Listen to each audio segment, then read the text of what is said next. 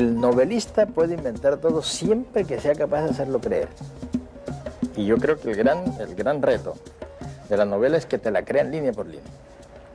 Pero lo que descubre uno es que ya en América Latina la literatura, la ficción, la novela es más fácil de hacer creer que la realidad. ¿A usted qué le gustaría mirar por un agujerito sin ser visto? ¿Sabes qué?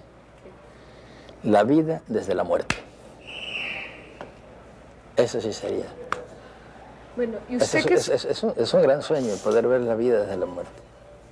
¿Y usted que escoge la muerte de sus protagonistas, cómo escogería la suya? ¿Cómo le gustaría morirse?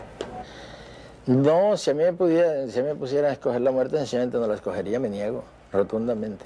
Yo la única opción que acepto es la de no morirse. Creo que la única cosa realmente importante que hay es la vida, lo importante es estar vivo. Y creo que la muerte es una trampa, es una traición que se lo sueltan a uno sin ponerle la condición.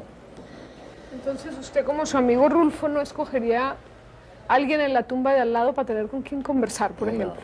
No, eso para mí es muy serio el hecho de que esto se acabe y prácticamente sin ninguna participación de uno, sino cuando llega, ¿sí? Creo que es injusto. ¿Qué podemos hacer por evitarlo? Escribir mucho. Gallega es su fascinación por lo sobrenatural y vasca la lealtad incondicional por los amigos. De los andaluces tiene el gusto por la exageración y el adorno en la palabra, y recuerda a Castilla en esa manera sabia de ver la vida. Pero además tiene mucho de África y de la melancolía de aquellos esclavos, y como a otros caribeños le gusta filosofar y ser profeta. Es también fruto de las mujeres enigmáticas del desierto guajiro. Y por si fuera poco, nació en un país donde lo absurdo es cotidiano y además acontece con la misma fuerza todos los días. Y eso significa ser hijo de Macondo.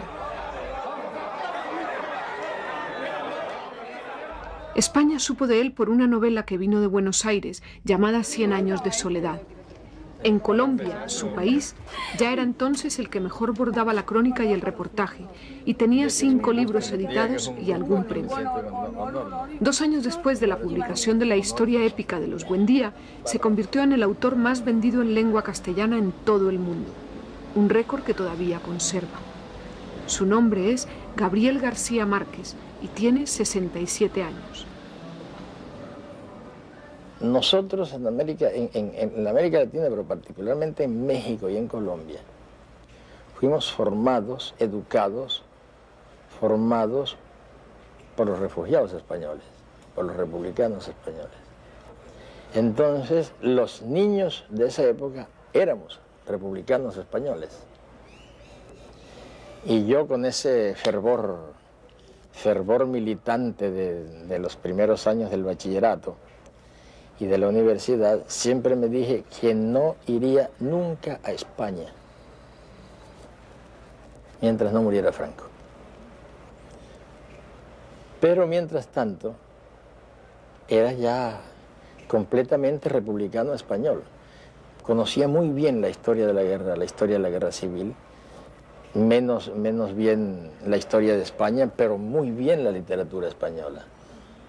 Entonces, yo tenía había una especie de corrientes encontradas dentro de mí, que conocía muy bien un país por referencia, conocía a su gente, pero no había ido nunca a España. Tenía la nostalgia sin haberla vivido. Tenía la nostalgia anticipada de España. Además, yo recuerdo los campos de Azorín, los campos de Machado. Todas esas referencias literarias que después encuentra uno que son reales.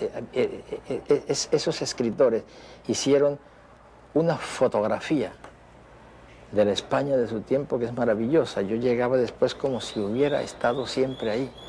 Esos ríos con los chopos en sus orillas. Hasta que llegó un momento en que me di cuenta, estuve 3 años en Europa, en Italia, en Francia y en Inglaterra. y no fui a España. Volé por encima de España las 2 veces.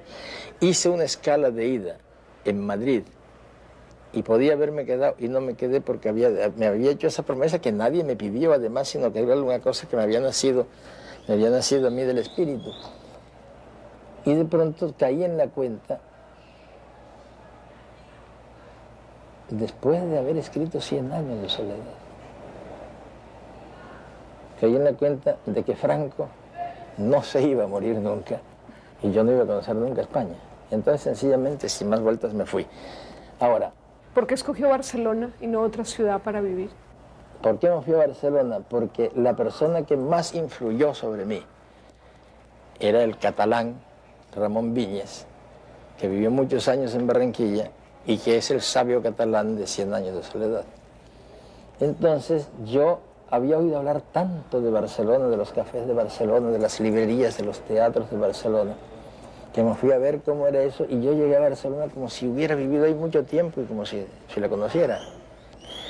Y luego encontré que esas afinidades que tenía yo con mis maestros españoles, con los amigos españoles, con el carnicero español, el pescadero español, el herrero español, el zapatero español, entre los cuales nos criamos, seguían existiendo allá.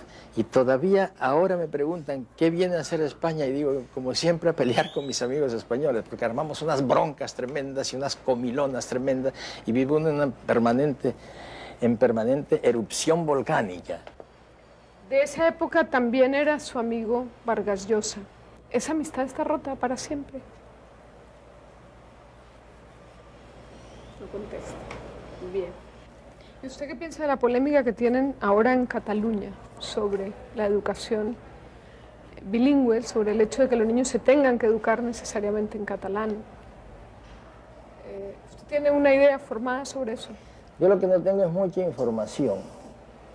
No tengo mucha información, pero yo creo que la gente más sensata en Cataluña se da cuenta que eso es una naturalidad histórica lo que hay ahí, que es decir, no tiene mucho sentido hacer la lucha contra el castellano. Yo creo que la verdadera guerra contra el castellano la hace la Academia de la Lengua. O sea, que sigue sin reconciliarse con la Academia de la Lengua Española. Ni siquiera la última edición del diccionario le ha parecido mejor. No, porque no es una cuestión de diccionarios, no es una cuestión de cantidad de palabras o de incorporación de términos, sino de criterio. El criterio de que ellos son los depositarios de la pureza del lenguaje, entonces ellos tienen preso el idioma.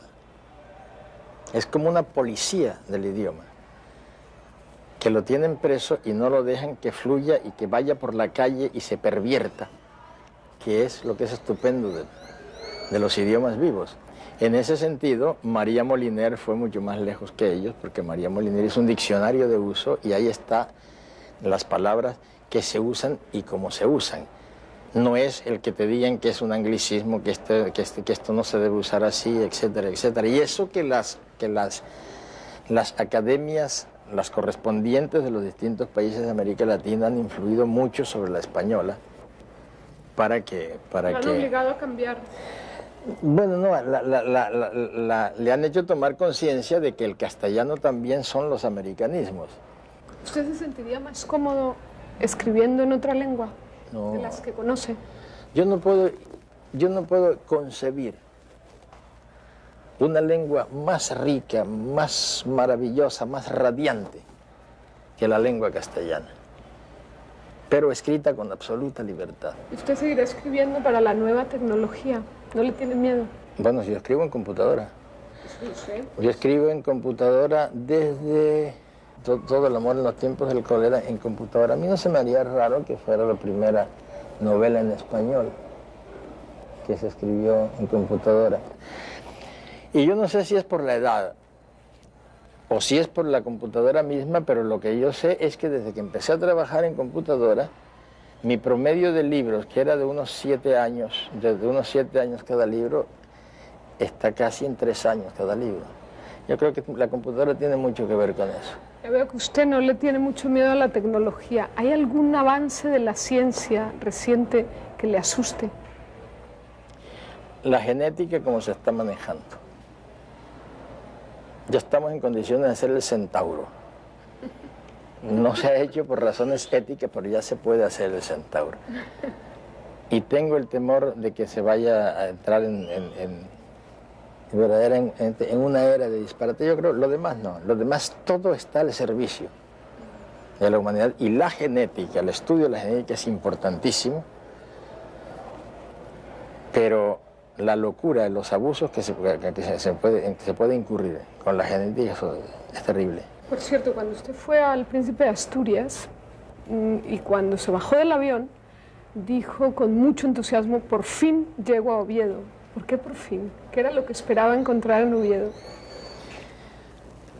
Yo no hice allá una declaración que era muy sincera y que me hubiera salido del alma, porque no supe en ese momento si hubiera sido muy bien interpretada. Pero yo lo que sentí y lo que quise decir era que Oviedo me había parecido como un centro asturiano a lo bestia. Eso fue dicho lo he dicho con todo el amor, no lo quise decir porque no sé si sería buena interpretación. Es que entre todo esto que te decía yo de la relación con los españoles en América Latina, hay una cosa que nos marcó desde niños, eran los centros asturianos en las distintas ciudades. En México, en Venezuela, pero no sé, en México, en la Ciudad de México, en Cuba, en Veracruz, por todos lados. Y entonces yo tenía una idea de Asturias, patria querida, de la fabada, de la música, de la gente, inclusive de las diferencias de acento de Asturias en relación con los otros españoles, porque los había conocido en los centros asturianos. Son de una militancia. Son de una militancia asturiana en todas partes del mundo, que cuando llegaba me di cuenta que allá eran los mismos. España en este momento pasa por momentos confusos, difíciles, complicados, especialmente para una persona que es amigo suyo, que es Felipe González. ¿Usted cree que Felipe tendrá un sitio en la historia o que todas estas peripecias por las que está pasando su administración borrarán la huella de lo que puede haber hecho por España? Todas esas peripecias han podido suceder por la España que hizo Felipe González. Antes era impensable. A ver, explique eso. Antes era impensable que se pudieran hacer tantas acusaciones falsas y auténticas, que pudieran hacerse tanta polémica pública, que se pudiera denigrar o ensalzar en la forma en que se hace ahora. Antes era imposible. Ese espacio de libertad de expresión, de toda clase de libertad, se debe a Felipe González y a la gente de Felipe. Pero yo creo que así es como eso se va a juzgar. Yo creo que es un momento pasajero, que Felipe prevalecerá,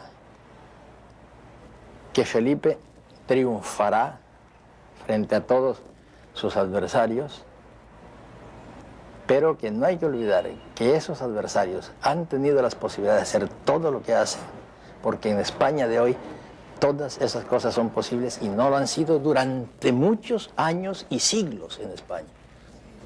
Yo creo que la libertad que tiene la España de Felipe González no la ha tenido España en muchos años, en muchos siglos. Así lo veo yo. Ya se ha reconciliado con España con el tema de los inmigrantes. En el 92 hizo duras declaraciones en ese sentido.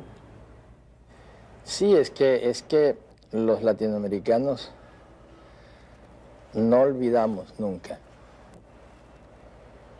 lo que nosotros hicimos con los refugiados españoles.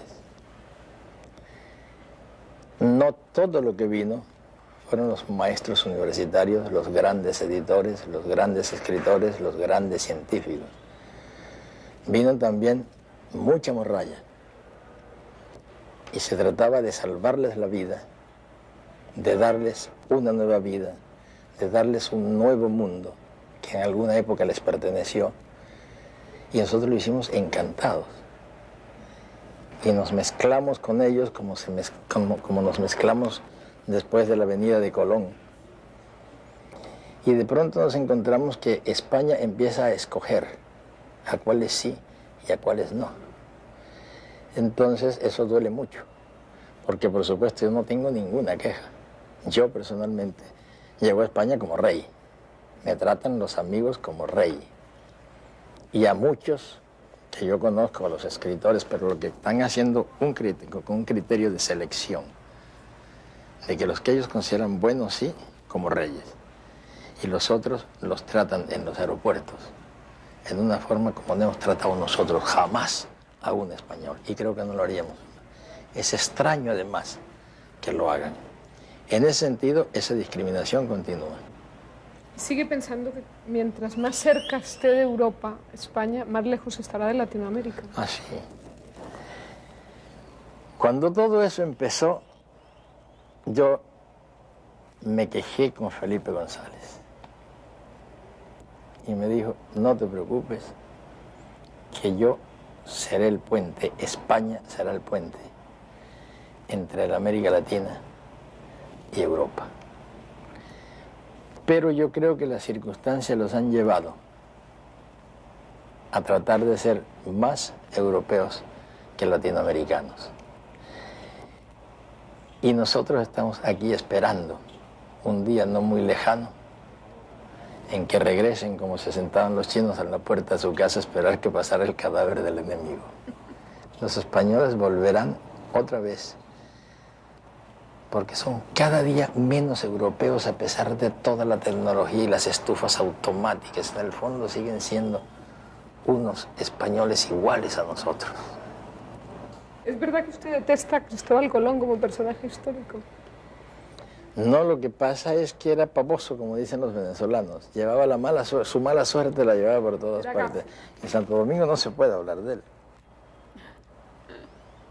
Sin embargo, su diario a usted le fascina. Bueno, pero eso diario de viaje. Pero eso no nos afecta gravemente. Mire, le voy a leer una carta astral que publicó el diario ABC en el año 82 después, ABC. Sí. En el año 82 después de que le dieron el premio Nobel. Y usted me va diciendo si coincide o no coincide con el personaje. Sí. Por cierto, ¿usted consulta a los astros de vez en cuando? No, en absoluto. No. Pero no los consulto porque creo en eso y no lo quiero saber. No es porque no crea. ¿Y a las adivinas? No, es que precisamente porque creo que hay adivinas, porque creo que adivinas no quiero que me adivinen nada. Ya, dice, es un Piscis 3 veces Acuario y gracias a la influencia de Plutón posee el don de la persuasión. ¿De acuerdo o no? Bueno, no sé por qué planetas, pero creo que cuando lo he necesitado lo he tenido, sí. Yo creo que sí. Con un inconsciente influido por Virgo que lo hace analítico, intolerante, perfeccionista y pedante. Ah, sí, eso todo, es perfecto. Dice además, por fortuna. Dice además que es un psicólogo nato, increíblemente intuitivo, que hace pensar que tiene información privilegiada y secreta y al que irritan las pequeñeces. ¿Usted dictó este horóscopo? No. Pero las pequeñeces, ahí lo falso es que me irriten las pequeñeces. Digo, las pequeñeces me irritan si son irritantes, pero hay algunas que no lo son, no tienen por qué serlo. ¿Usted admite que es vanidoso? ¿Qué se entiende por vanidoso? A ver, cuando un raquítico se para frente al espejo a hacer así, ese es un vanidoso, pero cuando se para Tarzán, eso no es vanidoso, eso es orgulloso. ¿Usted en ese sentido no es vanidoso. Bueno, es caprichoso, sí. Caprichoso, yo creo que ¿Te no gustan los caprichos? Estamos metidos en un problema de definiciones. No Estamos metidos en un problema de definiciones. Es caprichoso un señor que se compra el mismo modelo de botas siempre porque esas son las que le gustan. Un caprichoso es como su nombre lo indica, es una persona que es como una cabra. Que empieza a dar defentazos contra un muro hasta que pasa por ahí. Yo creo que yo me doy en el muro una vez y paso por la puerta. En ese sentido no soy caprichoso. Es que yo sé exactamente lo que quieren decir, pero no es caprichoso, es otra cosa. Es como qué. No, pero, ¿Y admite que no le gusta que le lleven la contraria? A nadie le gusta que a nadie le gusta que le lleven la contraria, pero gracias a los amigos que yo reconozco como amigos y como buenos críticos literarios que me llevan la contraria, leyendo mis originales, gracias a eso yo puedo salvar muchos de mis libros. Sí, todavía comparte literariamente la corrección de sus libros con los amigos. Ah, sí, claro. Sí, pero ¿a quién le gusta leer en la contraria? No, a nadie, pero hay a quien le molesta más que a otros. No, a mí no me molesta más que a otros. He aprendido mucho de los que me llevan la contraria. ¿Consiguen perturbarlo las críticas de los críticos literarios, los comentarios? Bueno, ya no porque no los leo. Pero aprendí una cosa importante. Cualquier crítica desfavorable, cualquier reproche, inclusive cualquier insulto, duele mucho. Pero uno aprende que al día siguiente duele menos, al tercer día menos y al cuarto día ya no se acuerda. Por ejemplo, Bloom, que es un pope de la crítica literaria, acaba de publicar los mejores escritores del siglo y usted no está en la lista. ¿A usted eso le molesta? Hasta el punto que no sabía que no estaba. ¿Qué es lo que consigue alborotarle la úlcera, por ejemplo? ¿Qué lo saca de su Tener que hacer algo que no me guste. Las contrariedades es tener que hacer algo que no me guste. Tener que hacer entrevistas, por ejemplo. Es lo que más me alborota la úlcera.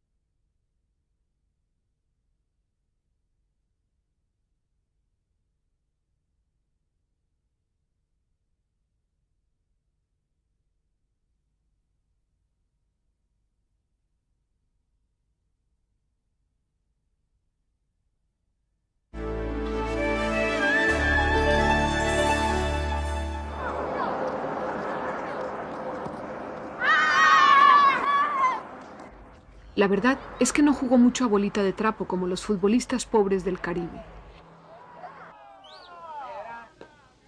Y apenas si le dio tiempo a practicar el béisbol, ese deporte de los niños de las costas americanas.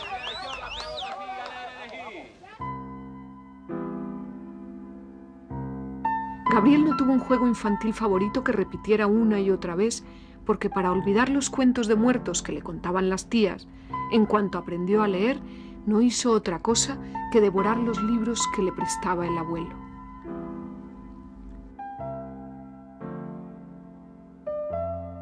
Uno tiene la impresión de que usted fue el niño más solitario del mundo. ¿Eso es verdad o es novela? Yo creo que todos los niños son los niños más solitarios del mundo. Digamos que lo que pasa es que yo probablemente he logrado transmitirlo a través de mis libros. Pero ahora tengo el nieto, que tiene 7 años. Yo me quedo viéndolo y sé lo que está pensando. Porque tengo la impresión de que está padeciendo la misma soledad que padecía yo y está pensando las mismas cosas. Curioso que no me sucedió con los hijos. ¿Usted cuál cree que es la Inquisición hoy en día? La Inquisición sigue exactamente igual en todo momento, empieza por la casa. La Inquisición son los papás, la Inquisición son los maestros, la Inquisición es el poder político, el poder económico, todos los refinamientos que tú quieras, pero la Inquisición continúa, seguimos viviendo de alguna manera en unos medios represivos que corresponden a la Inquisición de hoy. A ver, la Inquisición son los papás. ¿Usted alguna vez se ha sentido inquisidor de sus propios hijos? Siempre tuve la preocupación de no ser inquisidor con mis propios hijos. Y nunca he podido saber si lo fui o si no lo fui. Porque desarrollamos una relación tan cordial, de tanta comprensión, que yo tengo la impresión de que no lo fui, pero es muy probable que lo haya sido, precisamente por la negativa. En el deseo de no interferir probablemente estaba modificándolos, influyéndolos y probablemente afectándolos. Eso nunca se sabrá.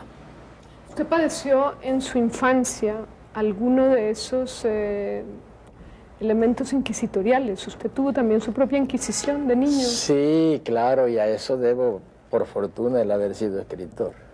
¿Por qué? Cuénteme. A mí me manejaron a base de miedo. Era una casa grande, en Aracatac, una casa muy grande, muy llena de mujeres. Yo recuerdo en esa casa muchas mujeres y un solo hombre, que era el abuelo. Pero para que yo me portara bien, sobre todo de noche, metían unos medios terribles: no te muevas porque en ese cuarto sale un muerto, no te muevas porque ahí murió fulano de tal, no te muevas porque ahí sale el diablo. Los santos, que tenían santos de bulto de tamaño casi natural, como el de las iglesias, con las veladoras esas que los hacen fantasmales en las noches, me amenazaban con los castigos de los santos si me portaba mal. Yo pasaba noches tremendas. ¿Y el abuelo lo salvaba de la hoguera siempre? El abuelo, yo tenía la impresión de que me salvaba de la hoguera, pero ahora me doy cuenta que el abuelo era el más inquisitoriado de todos, porque él no se daba cuenta hasta qué punto él mismo era un instrumento de todas las mujeres que vivían en esa casa. ¿Qué era lo que tenía tan fuerte ese abuelo para usted? Que me hacía caso. Yo tenía la impresión de que con las mujeres existía un juego que a lo mejor ha durado toda la vida, que es el juego de la seducción. Ahora me doy cuenta que probablemente éramos cómplices, y no había dado cuenta, éramos cómplices contra las mujeres. Solo que ahora yo me siento más cómplice de las mujeres que de los hombres. ¿Usted estaba presente? Cambié de bando. Todo lo que sabe de su vocación precoz de escritor, García Márquez lo ha escrito en un libro que aún no conocemos. El manual para ser niño son sus reflexiones de trabajo con un grupo de expertos sobre la reforma de la educación en Colombia. Un folleto que enseña a los niños a defender sus aptitudes frente a los adultos para que les dejen ser lo que siempre quisieron ser.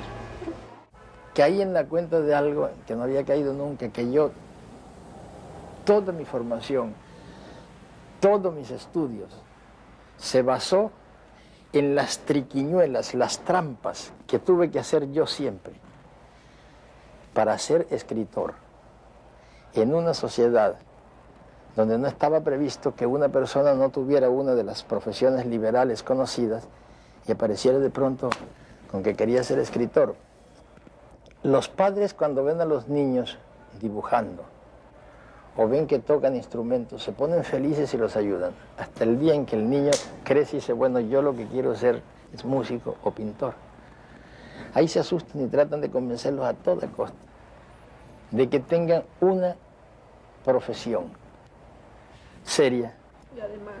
Y además, pues que después con lo que pueda obtener con esa profesión seria, seguir con lo que podría parecer más bien su hobby, su afición secundaria. Es decir, yo pienso que si una persona durante toda la vida hace solamente lo que le gusta hacer y tiene todas las condiciones para hacerlo bien, ese es el secreto de la felicidad y de la longevidad. ¿Qué sintió usted, qué experimentó siendo tan niño el primer día que vio a su madre? Lo que más recuerdo es el perfume. ¿A qué olía? Es un perfume que probablemente si lo siento ahora, lo reconozco. Era un perfume que... A ver, nosotros vivíamos en Aracataca. Mi madre se había ido con su marido, mi padre, a Barranquilla. Y yo, la memoria más antigua que tengo en relación con ella es que me decían que tu mamá vive en Barranquilla y tu papá vive en Barranquilla. No había fotos, no había nada de eso. Y yo tenía una imagen de ella que... ¿Y qué le explicaban? ¿Que por qué vivían en otra parte? No, eso es... Además, eso no, a los niños no se les explican esas cosas.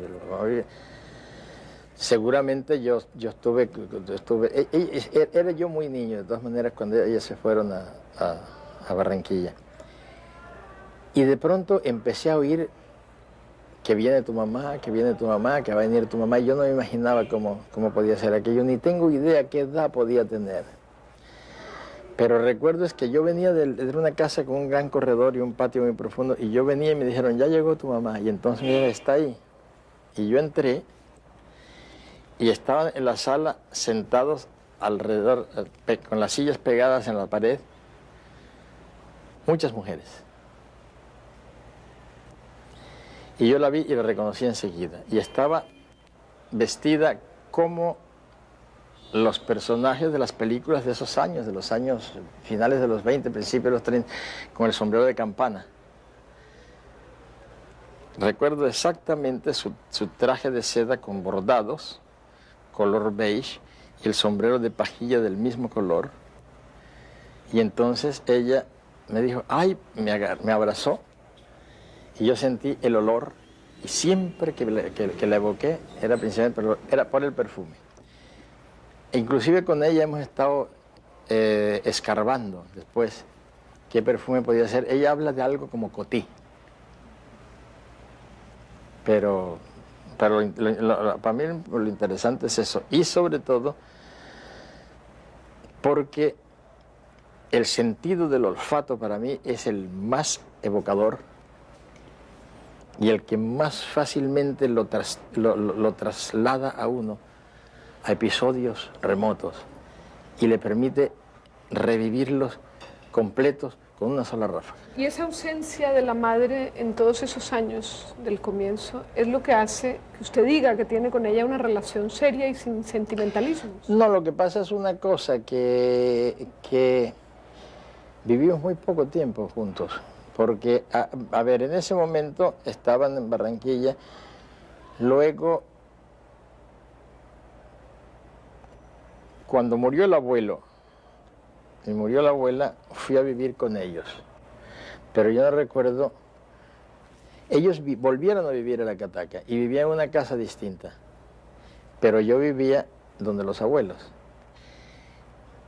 Y no me llevaban a dormir a casa de mis padres, sino cuando iban a dar purgante.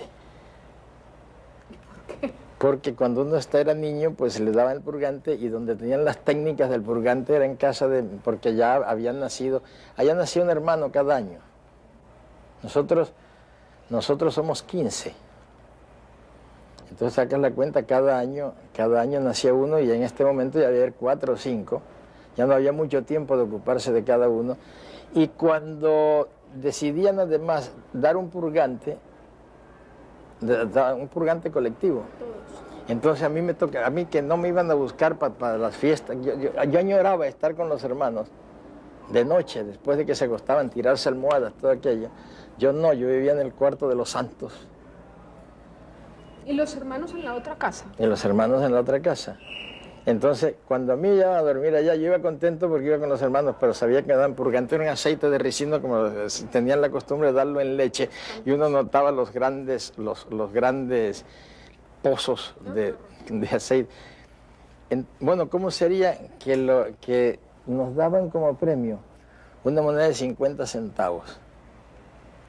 Y yo durante muchos años me acordaba de esas monedas y me daba la náusea del purgante. Entonces, como ves, ahí era muy pocas las oportunidades que tenía que hablar con mi mamá, que siempre estaba criando y estaba encinta. La relación se volvió, no como un extraño, pero sí era una relación que no tenía recuerdos. Y en estos años de Cartagena, ¿usted ha podido recomponer un poco esa relación? No, pero si nunca estuvo descompuesta, es una relación distinta de otra. Es una relación con la madre y con el padre que es así. Después de haber repartido la vida entre muchos hogares y muchos paisajes, ha vuelto a Colombia. Los 2 hijos y los 2 nietos se han quedado en otras tierras.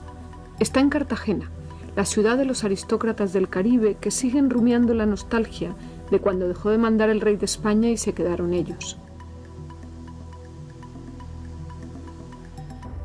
En Cartagena, Gabo parece acostumbrado ya a los guardaespaldas y se ha hecho construir una casa insólita en la que seguir inventando cuentos a ritmo de boleros y vallenatos. Para vigilar el Caribe desde el solar donde estuvieron enterrados los obispos y las clarisas del amor y otros demonios, y al lado del colegio donde estudia la protagonista del amor en los tiempos del cólera. El escritor ha decidido vivir rodeado de los personajes de sus últimos libros y con ellos pasea por estas calles como si nada. En aquella iglesia, la iglesia de Santo Toribio, ahí tocaba el violín Valentino Ariza. Fermina vivía ahí. Salía por ahí y se iba hasta el... Primero pasaba por el convento de Santa Clara. ¿Tú has visto el convento de Santa Clara? Claro, el convento de Sierva María. De Sierva María de Todos los Santos. Y a la izquierda llegaba al colegio La Presentación, que era donde estudiaba. Florentino la seguía desde acá. Y el domingo él tocaba el violín ahí, en el coro. Esa iglesia. Y era como esas niñitas que van ahí. Era exacta, como esas niñitas con el mismo uniforme. Eso es ponerle poesía a la realidad. Eso es ponerle música a la realidad. Del amor y otros demonios. Por ejemplo, en El amor y otros demonios, el episodio de la cessatio divinis, o sea, la guerra larga y dura entre el obispo y las clarisas, es histórico, solo que 100 años antes. Sin embargo, las clarisas sacaron un boletín de prensa cuando usted publicó su libro, desmintiendo que ellas estuvieran peleadas con el obispo y que debajo del convento hubiera túneles. En Del amor y otros demonios, el tema principal es ese ocultamiento y esa mistificación de la realidad que todavía subsiste en muchas comunidades religiosas y laicas. Entonces, a mí no se me hace raro que una comunidad que todavía tiene raíces en esa época piense que negando va a negarse la historia. Y es natural que sea así, pero ese episodio es histórico, perfectamente documentado, y alrededor de él hice yo todo lo demás.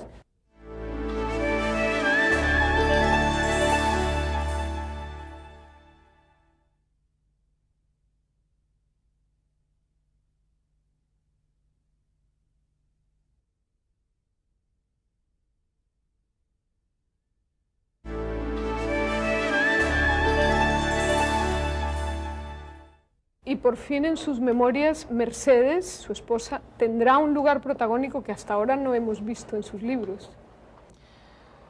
Yo no sé si llegaré hasta ahí porque no es un libro cronológico.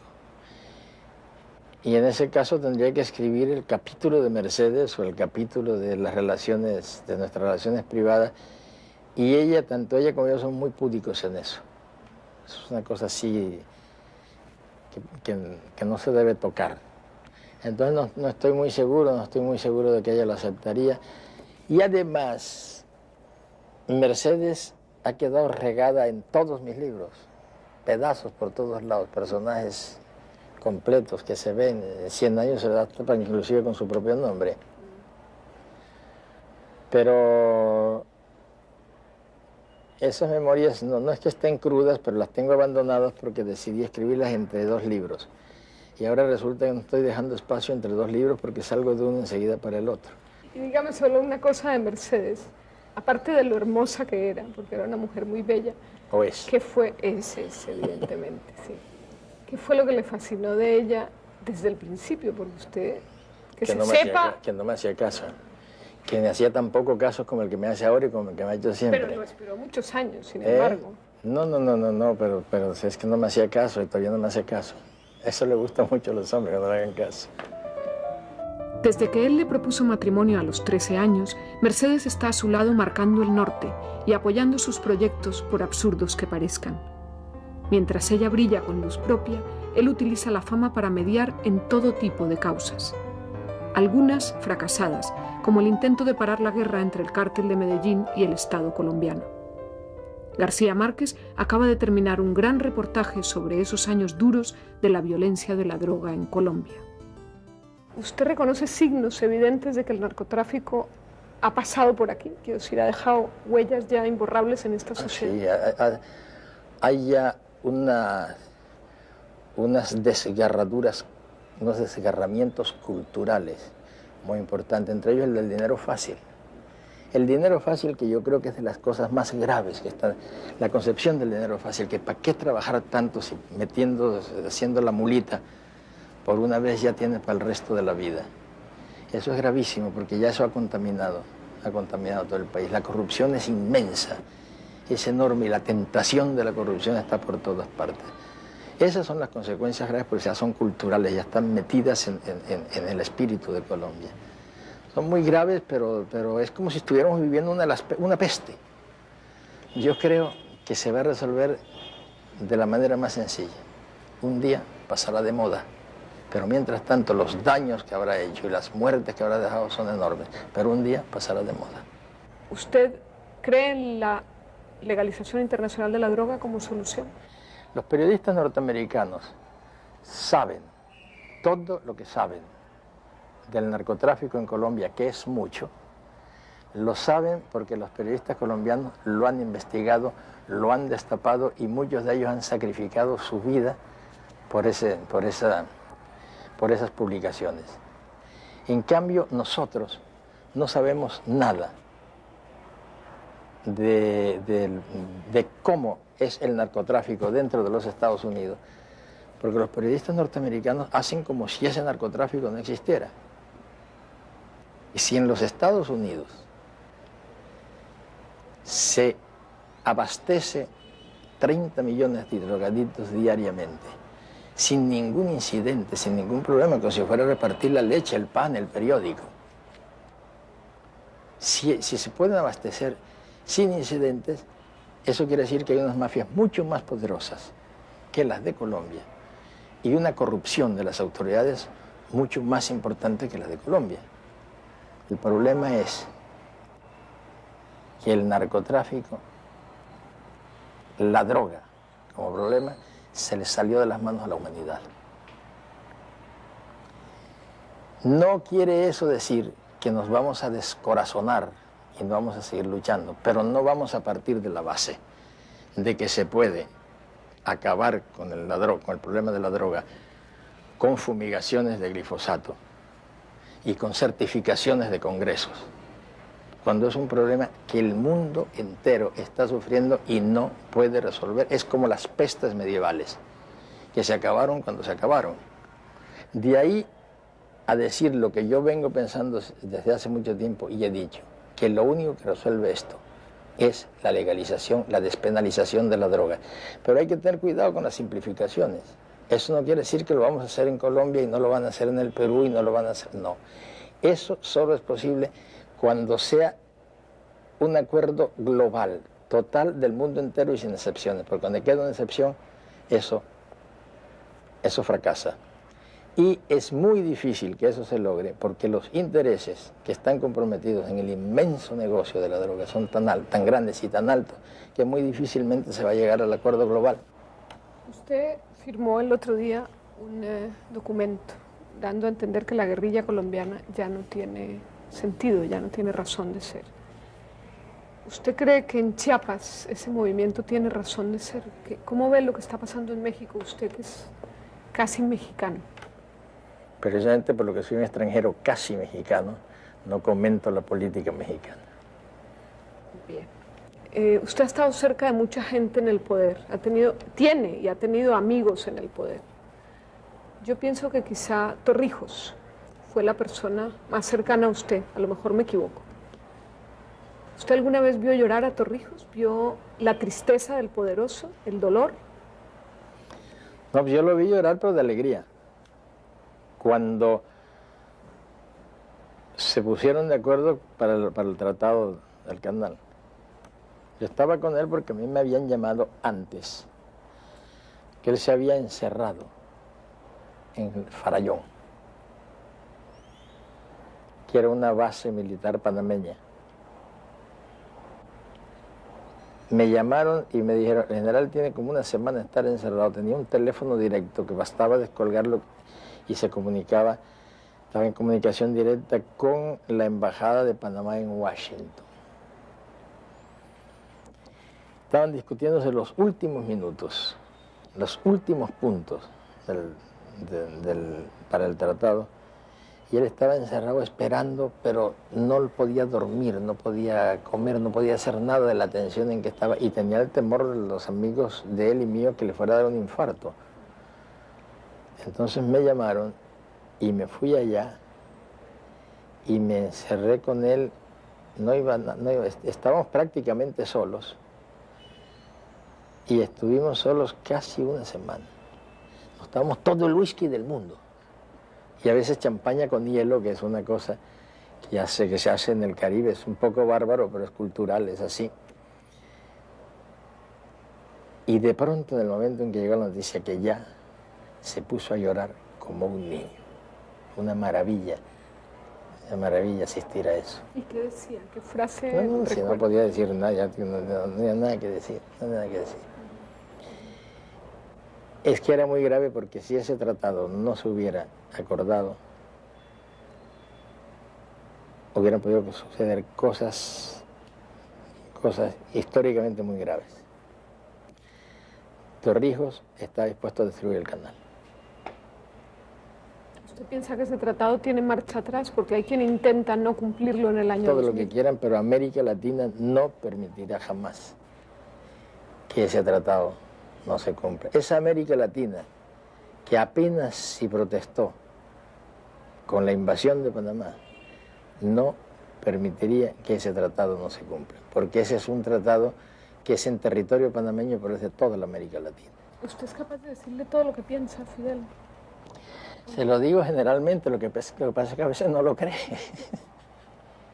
¿Pero es usted de verdad el que le dice las verdades? No, yo creo que él tiene muchos amigos. Si alguien le ha dicho verdades delante de mí a Fidel Castro es Felipe, y tiene una muy buena relación. Pero ellos tienen un trato distinto del que tengo yo con ambos. Ellos se tratan como españoles. Y tienen las mismas... Como gallegos. Según el lenguaje. Según el lenguaje cubano, como gallegos. Las cosas que le ha dicho Felipe a nosotros son muy admirables, y muy admirable cómo lo oye Fidel. ¿Usted piensa que está cercano el desbloqueo, digamos, de los cubanos? Yo no creo que esté cercano, y además ahora con el triunfo de los republicanos es bastante difícil que se llegue al bloqueo, pero creo que va a irse llegando a acuerdos parciales que al fin y al cabo conviertan el bloqueo en una cosa más o menos formal. Yo creo que eso podría ser. Así es que el mundo está cambiando y los Estados Unidos no pueden no cambiar también. Y los ligeros síntomas de apertura que estamos viendo en el cine, en la vida cotidiana. En Cuba, lo que pasa es que en Europa tienen la costumbre de considerar que la apertura es solamente en cuanto a libertad de expresión y libertades democráticas y bla, bla, bla. Consideran, como los Estados Unidos, además, que la democracia se define por una elección. Si hay elección, no importa lo que sean capaces de hacer y las arbitrariedades y las injusticias que se cometan, porque es un gobierno basado en elecciones. Pero Cuba está muy lejos de ser la que era hace 5 años. Los progresos que se han hecho en Cuba son inmensos, no son pequeñas aperturas, son grandes aperturas. Pero eso no lo cuento, me están esperando es que Fidel haga elecciones. Porque lo que quieren es que Fidel se caiga. Y piensan que si hace elecciones se va a caer, y no se va a caer. Quieren hacer con Fidel lo que hicieron con los sandinistas. No con los sandinistas, con Nicaragua. Dijeron, hagan elecciones libres y les vamos a ayudar en esto y en esto y en esto. Las hicieron. Si la hubieran perdido, si la hubieran ganado los sandinistas, hubieran dicho con seguridad que habían sido amañadas, que había fraude, y no las hubieran reconocido. Como perdieron los sandinistas, la reconocieron y no le han dado a Nicaragua ni un centavo de lo que habían prometido, y mira la situación en que está Nicaragua. ¿Cómo quieren que con ese precedente Fidel vaya a creerles lo que le prometen? No creen nada. Están haciendo los cubanos lo que creen que deben hacer, y afortunadamente Europa y prácticamente toda la América Latina lo están reconociendo y están ayudando muchísimo. Y los Estados Unidos lo que están es perdiendo el tren, y ese tren se va y ellos no van a quedar ni en el vagón de cola. ¿Y cuál es ese momento histórico de los que ha vivido que más le ha interesado, el que más lo ha marcado?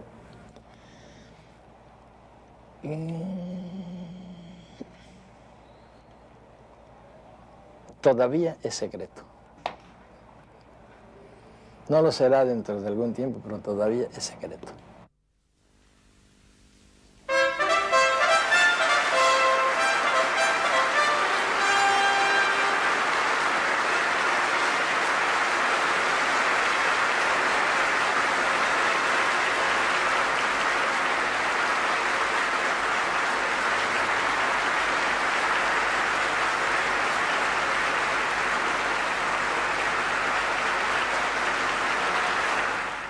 Cuando le acababan de dar el Nobel, usted me dijo que se lo daría a Rulfo o a Grimm.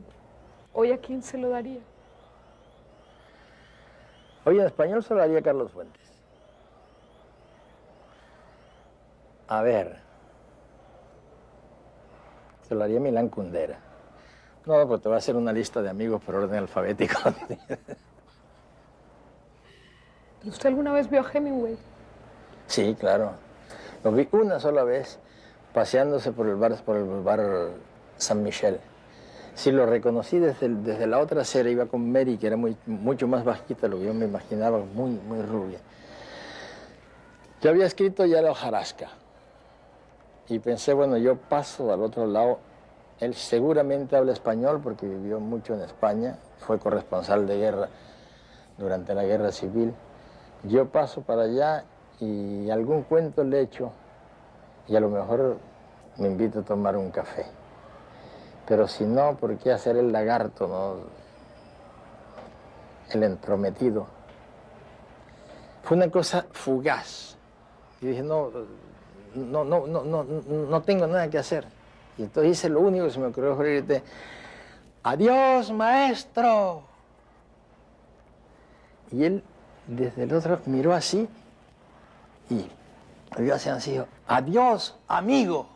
Y se fue y nunca más en la vida lo vi. Hay un encuentro suyo que me llama la atención. Estuvo muchas horas con Kurosawa, el director de cine japonés. ¿Qué quería Kurosawa de usted? Yo tuve la enorme suerte de que Kurosawa estaba esperando un ciclón que se estaba demorando. Él estaba filmando una película y tenía todas las posibilidades de hacer el final de esa película con un ciclón ficticio, un ciclón de utilería. Y lo tenía perfecto, pero él insistía en que debía ser el ciclón número 32, creo que era, porque allá no tienen nombres, sino números. Él sabía que venía el ciclón número 32, calculó que en el ciclón número 32 podía terminar la película, y el ciclón número 32 empezó a demorarse. Yo había recibido mensajes de Kurosawa de que él quería hacer El otoño del patriarca. Entonces yo le mandé a decir que yo me parecía encantado, que pensaba que nadie podía hacerlo mejor que él. Él tuvo un largo silencio y de pronto recibió un mensaje que decía, ya estoy muy viejo y muy enfermizo para meterme en los problemas del Caribe y en las... Entonces yo me di cuenta que le habían explicado mal las cosas. Y cuando fui allá, le dije que quería hablar con él Y él se fue, apareció en mi hotel y dijo, podemos conversar hasta que llegue el ciclón. ¿Cómo fue su primer encuentro con los reyes de España? Fui solo, no fue Mercedes, a la zarzuela. Estaban el rey y la reina.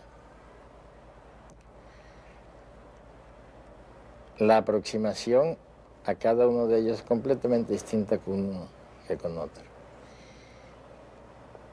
La reina, evidentemente, estaba muy interesada en los temas literarios. Quería hablar de ellos, hablé de ellos. Y el rey es bastante más suelto. Inclusive un momento que me dijo, no, aquí la que lee novelas es la reina. Yo ando en otros problemas. Y me llamó mucho la atención. Tuve la suerte de que hubo un episodio de la vida familiar en un lugar donde, a pesar de que no había protocolo, se suponía que no iba a ocurrir. Fue en determinado momento el príncipe, el hoy príncipe de Asturias, abrió de pronto la puerta sudando, venía de jugar fútbol, de algo así.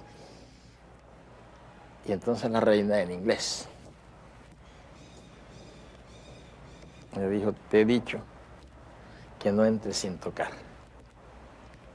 Y el rey, muy de amigote, así, de, oh, no, pero si yo lo he autorizado a que entre así, no debe entrar sin tocar. Sal, toca. Tocó, el niño tocó, entonces entró. Y fue una experiencia que me interesó muchísimo. ¿Eres más amigo de los hombres o de las mujeres? De las mujeres. ¿Por qué? Porque me entiendo mucho mejor con ellas, sobre todo trabajo mucho mejor con ellas. En los talleres que hago siempre con las mujeres me entiendo mucho mejor. ¿Y cómo te has divertido más? ¿Estando cerca del poder o atacándolo? No, estando cerca del poder. Hombre, por supuesto, la fuente de vida, de información, de inspiración del poder es infinita. Es que es una situación totalmente mágica y yo me pregunto si alguna vez ha sido real. El poder, yo creo que es lo más irreal que existe. ¿Y usted no tiene miedo a ser mal interpretado por querer estar siempre cerca del poder? No, sí, no es que quiero. Yo no, pero le fascina. No, yo no es que quiero estar siempre cerca del poder. Es el poder el que siempre quiere estar cerca de mí. No es que los presidentes me busquen, no, lo que quiero decir es que esa materia literaria, esa materia vital que es el poder, siempre me sale al encuentro y tal vez yo lo identifico mucho mejor que otras personas. Porque además tú hablas del poder porque estás pensando en presidente. El poder está en todas partes. Es decir, que en todos los niveles. Pienso en los poderosos a todos los niveles. En todos los niveles está el poder. El poder era Pablo Escobar, el poder era la guerrilla. Y era Pablo Neruda también. No, en todos los niveles está el poder. Lo que yo tengo un olfato para identificarlo. Y si tú te pones a pensar, yo no he escrito una línea que no sea sobre el poder. Y sobre todo sobre el más poderoso, importante, grande y eterno de todos los poderes, que es el amor.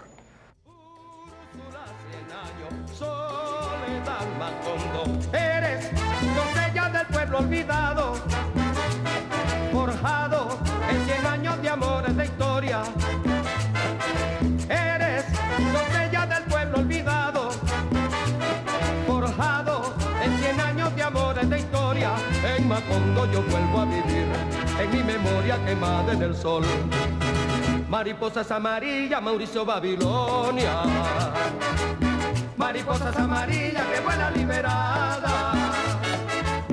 Mariposas amarillas, Mauricio Babilonia. Mariposas amarillas que vuelan liberadas.